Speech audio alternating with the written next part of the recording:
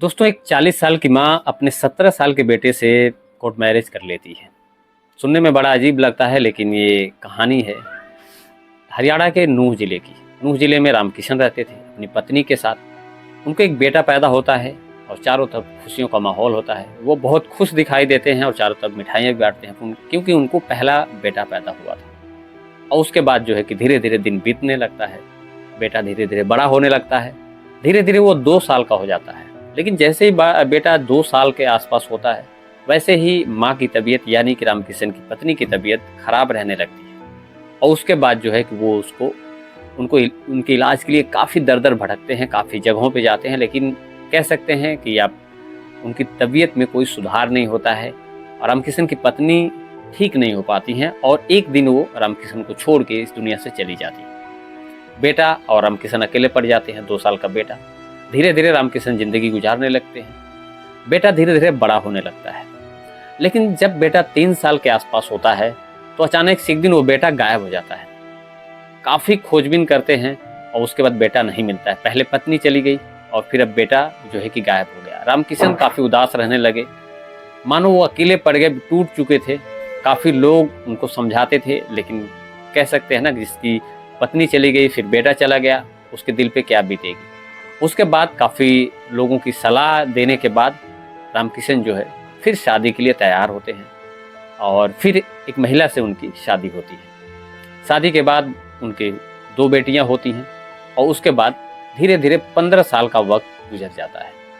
15 साल का वक्त गुजरने के बाद जो है कि अचानक से एक दिन उनका बेटा जो खोया था बचपन में वो वापस आ जाता है। यानी 3 साल की उम्र में जो बेटा खोया था वो वापस आ जाता है उनके घर।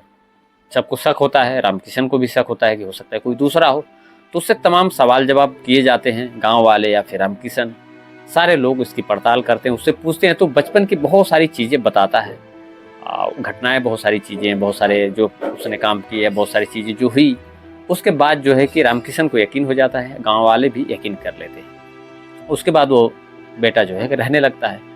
और जो माँ थी, सौतेली माँ यानी रामकिशन की दूसरी पत्नी, उससे भी माँ जैसा व्यवहार करने लगता है, उनके पैर छूता है। माँ बेटे में काफ़ी प्यार देखकर रामकिशन काफ़ी खुश होते हैं और ये सोचते हैं कि चलो इतने दिनों बाद उनका बेटा वापस आया। और माँ बेटों में काफ़ी प्यार भी है, तो उनको एक तरीके से कह सकते हैं कि सौतेली माँ जो है बेटों को प्यार नहीं करती, दूसरे बेटों को, दूसरी अगर माँ के औलाद है तो जो दूसरी पत्नियाँ आती हैं वो शायद उतना प्यार नहीं करती। तो ये देख के काफ़ी जो है खुश थे रामकिशन कि चलो कम से कम ये नहीं करना पड़ा। समाज में बहुत सारी चीज़ें ऐसी देखने को मिलती हैं, लेकिन उनके यहाँ ऐसा नहीं है, माँ बेटे में बहुत ज़्यादा प्यार है। तो काफ़ी खुश, काफ़ी दिनों बाद उनको खुशी मिली और काफ़ी वो संतुष्ट थे अपनी लाइफ से। लेकिन 2 ही 3 महीने बीतते बीतते बेटा और माँ दोनों लोग फरार हो जाते हैं, गायब हो जाते हैं। पुलिस में कंप्लेन करते हैं रामकिशन।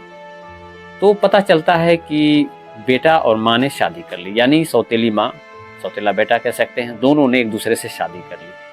रामकिशन जब सुनते हैं, पुलिस बताती है उनको, तो हैरान हो जाते हैं और उसके बाद अपनी पत्नी पे तमाम आरोप लगाते हैं। उनका कहना होता है कि वो उनके बेटे को बहला फुसला के शादी कर ली है, वो भी वो नाबालिग है।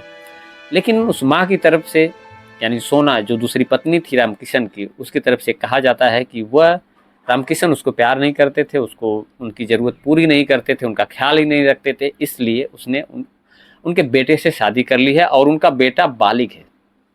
उसका बाकायदा आधार कार्ड भी पुलिस को प्रस्तुत करती है। और उसके बाद जो है कि रामकिशन जो है अकेले पड़ जाते हैं, कुछ नहीं कर पाते हैं, घर पे आ जाते हैं, उदास हो जाते हैं। लेकिन फिर भी एक उम्मीद उनको रहती है, एक मन में ये चीज़ ठान के बैठे रहते हैं कि अगर उनकी पत्नी आए तो उसको माफ़ कर देंगे, कम से कम उसके साथ उनका बेटा आ जाएगा और बेटी को वो किसी कीमत पे बेटों को खोना नहीं चाहते हैं। दोस्तों, जब तक ये कहानी लिखी जा रही है तब तक इतनी ही जानकारी अपने पास अवेलेबल है। अब इस कहानी में आगे क्या हुआ, कभी अगर इसकी जानकारी लगे तो निश्चित तौर पे आपके सामने लाऊंगा। लेकिन इस कहानी से बहुत सारे सवाल खड़े होते हैं दोस्तों। एक तो ये कि आखिर 15 साल बाद ये एक महिला जो है कि किसी के साथ भाग सकती है या शादी कर सकती है, 2 बेटियां होने के बाद भी, तो ये भी तमाम सवाल खड़े करती है ये घटना हमारे समाज में।